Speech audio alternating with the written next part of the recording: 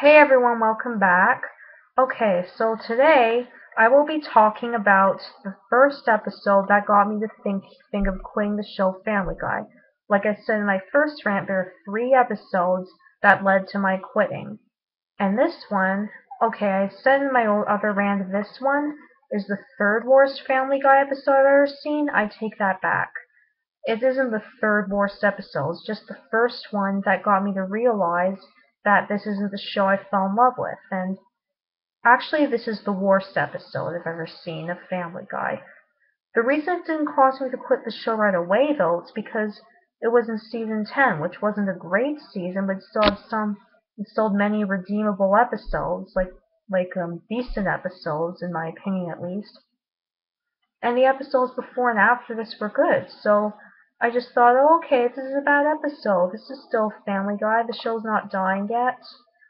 Sorry for the wait. This episode is called Be Careful What You Wish For.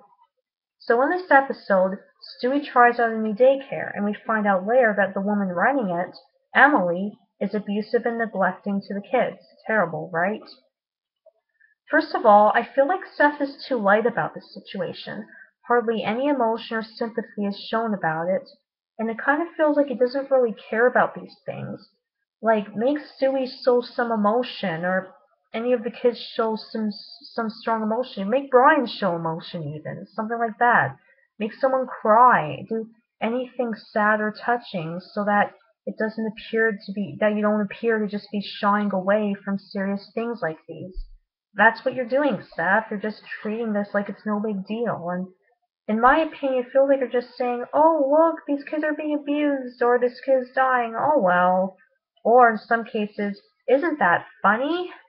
When it comes to a serious situation, such as someone dying or being abused, you act all light about it, you will even act as though it's funny, not cool, Seth. For example, there was an episode when a woman was almost being raped. Well, she was being, sorry, she's being, what's it called? Domestically abused on the beach by a man. And she kept screaming for Aquaman to save her. He's in the ocean, but he keeps saying, oh no, I can't come out of the water. He throws a starfish her direction. He just says, oh sorry, that was supposed to attack him. Yeah, I can't come out of the water. Wasn't one of my favorite jokes, as, yeah, you guessed it, you were shying away from a serious situation like domestic abuse. It wasn't that so bad, at least the woman was showing emotion, but you still portrayed it as something that just doesn't matter. Otherwise, I actually like these jokes better than the ones in the newer episodes, which are fully centered around the pain that the characters are in. At least in this one, it's not about the woman being domestically abused. It's about Aquaman being a bad superhero. It's not you're saying, oh, isn't Aquaman a bad superhero, and not, oh, isn't domestic abuse funny? See, the Aquaman joke at least distracts you from the painful parts, so you can laugh at it instead of cringing. But in this episode, the one Be Careful What You Wish For, most of the jokes revolve around the pain that Brian puts Stewie in. And I have some feedback for the Aquaman joke. Make the problem something that isn't serious. Like instead of domestic abuse, do I don't know, someone being bullied, someone just being yelled at. I'm fine with seeing people being yelled at. It's not a serious thing, it's not life threatening. Okay, I know that I digressed a bit, and I'm sorry. Now I'm just going to review the episode. It starts to go into a positive light when Stewie tells Brian about what's going on. Brian doesn't believe this. He comes to the rescue and decides to talk to Miss Emily. Don't know why he doesn't just call the police on her right away. And this is where the episode dies for me. He goes to Emily, who is lounging in the backyard, and he's about to eat her out when guess what? She's pretty. She has long blonde hair and a perfect figure. Overused combination much? And Brian is suddenly in love with her. He forgets all about what he was going to do and he takes Emily out, leaving the kids at daycare, suddenly not giving a shit about them. Wow, Brian, just wow. Brian is all kinds of douche in this episode. No, he's evil in this episode. And the worst part, he doesn't even get full comeuppance at the end for neglecting these kids. A good episode would have done that, making sure that all the antagonists of the episode get their full payback. See, he doesn't. Here comes a spoiler. Only, or maybe I erase this spoiler, whatever. Only Emily gets the payback, not Brian, when he was almost as bad as she was.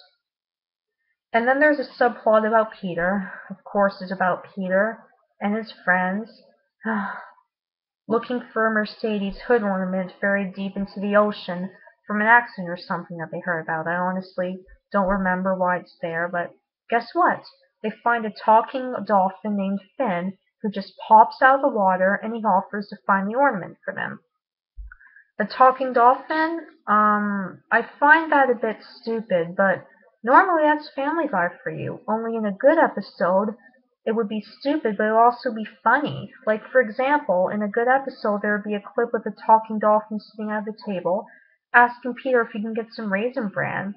Like, he'd just be like, oh, can I just have some Raisin Bran? And Peter would just be like, when's your ride again? It wasn't the best jokes, but it was better.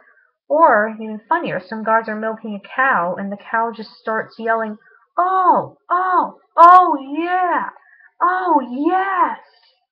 See, in my opinion, these are funny. I think the difference is that they are portrayed to be funny, whereas in this episode, Seth is just, like, he's just serious about it. It's just like Peter finds a talking dolphin and he becomes friends with him and the dolphin lives with them. Hardly any jokes come out with it. It was treated like a casual matter and just there was so much background story to it. Like the dolphin doesn't want to go back into the ocean because he had a fight with his girlfriend. See, something about having a backstory to it just makes it stupid. And see, you get this is what you get when there's a Family Guy joke without anything funny in it. All that's left is the stupidity. It was funny. I'll give you Seth credit. It was funny when at the end when Joe was dressed as underwater Jesus. Like I found that clever. Okay, back to Stewie's plotline. Brian is having a blast with Emily. Stewie asks him why the hell he isn't turning her in. He's just like, oh, come on, just teaching you responsibility. Stewie says, we're one. Independency means death. In case you're wondering why I imitated Brian's voice and not Stewie's voice, is because Stewie's innocent in this episode. He doesn't deserve to be imitated. I don't know about you, but I don't really imitate the people who deserve to be imitated. Oh, Seth, this is so not funny at all. Stewie tells Brian that half the kids are now deaf from some explosion that happened that probably Emily caused, but Brian doesn't care. He just loves the beautiful Emily, completely ignorant to the abuse she's causing these 1-year-old kids. Oh God, if I were one of those people who cries from sad movies or TV shows, I'd be bawling. These poor kids. Later on, Stewie comes to Brian and says that apparently he has escaped from daycare because he has stood up to Emily. She tells him not to raise his voice, and she had told him not to raise his voice, and has dragged him into the other room so hard that his arm came out of his socket. Oh, I really want to hug Stewie right now, but oh no, it gets worse. So he has escaped from daycare. He says he's going to tell Lois about his arm so that he can go to the hospital. Is Brian concerned about any of this? No.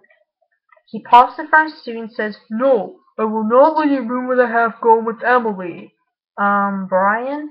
She's just a girl, and you really care about the woman who abuses kids and pulls Stewie's arm out of his socket? Like, first of all, there are millions of other girls in the world. Sad that you get all, like, flipped out about one girl. And this girl, there are girls who aren't evil. He says he'll just pop it back in. Stewie doesn't want this. I don't blame him. He tries to escape Brian to go tell Lois, but Brian holds him back, stuffing a sock into his mouth to muffle his screams, yells to Lois that Stewie is napping, tries to pop his arm back into his socket. Stewie tries to escape with a desperate look in his eyes. God, I hate you, Seth. Brian tugs poor Stewie back as he desperately tries to escape, with a scared look in his eyes, and eventually pops the arm back into his socket. They even treat us to the lovely sound of Stewie's bones rubbing together for a special effect to make the scene even more painful to watch. Remember that desperate look of terror in Stewie's eyes? Wasn't that hilarious? At the end, Oh, how sweet! They included a joke at the end to make this scene less painful. Or if it's a joke, at the end Stewie's just like, I'm not saying I like pain, but I'm not saying I don't either. What? Is that one of your gay jokes, Seth? Because, no offense, but that's the worst one ever. Basically, you're saying that gay people like pain. Okay then. Well, at least Stewie's no longer upset. This scene could have been worse. It's still the worst, most painful scene in the history of Family Guy, in my opinion. So Stewie and the kids continue to suffer, la di da di da, and Brian continues to date Emily, la di da di da. At the end, Brian finds out that Emily has a boyfriend who has been in the house this whole time. He's just never seen him. He then says, "Hey, I can't date this person. I'll turn her in then." It then ends with him turning in Emily to the police. "For the way you treated those kids, there's a special place in hell for you." You are so full of shit, Brian. Brian, now that I think back to this episode, I wish you had stayed dead in Life of Brian. You totally deserved it for the way you gave no shit about these kids, caring more about the gorgeous girl who runs this death zone. There is a special place in hell for you, right next to Emily. Too bad you escaped it. I know I'm talking to a character who doesn't exist, and I know it's sad, but we all do it, don't we? This episode makes it hard to believe, now that I think about, that everyone was so sad when Brian died. It said in the newspaper article about him, how could they kill off such a lovable pet? Sure. Talking fictional pets who put up with one-year-olds being abused, they're my favorite. I want my dog to be like Brian. It's actually a shame what Seth did to Brian. He was such a good character to begin with. I used to love Brian. I used to love how he was a dog, yet acting like a human, such as drinking coffee at the table. He used to be this funny talking dog I always got a kick out of, and now he's a talking dog from hell who you wish existed so you could punch him in the face. It was such a good idea for a character, and he had to turn into this monstrosity. Seth, I'm going to blame you for this one, not Fox. See, in my other rant, I blamed Fox for the reason why Family Guy's going bad, because, well, technically it is their fault. Seth tried to cancel it multiple times, knowing that he was running out of ideas. Good for him. But Fox was all greedy and decided they kept forcing him to put it back on for more money, and that's why Family Guy became what it is.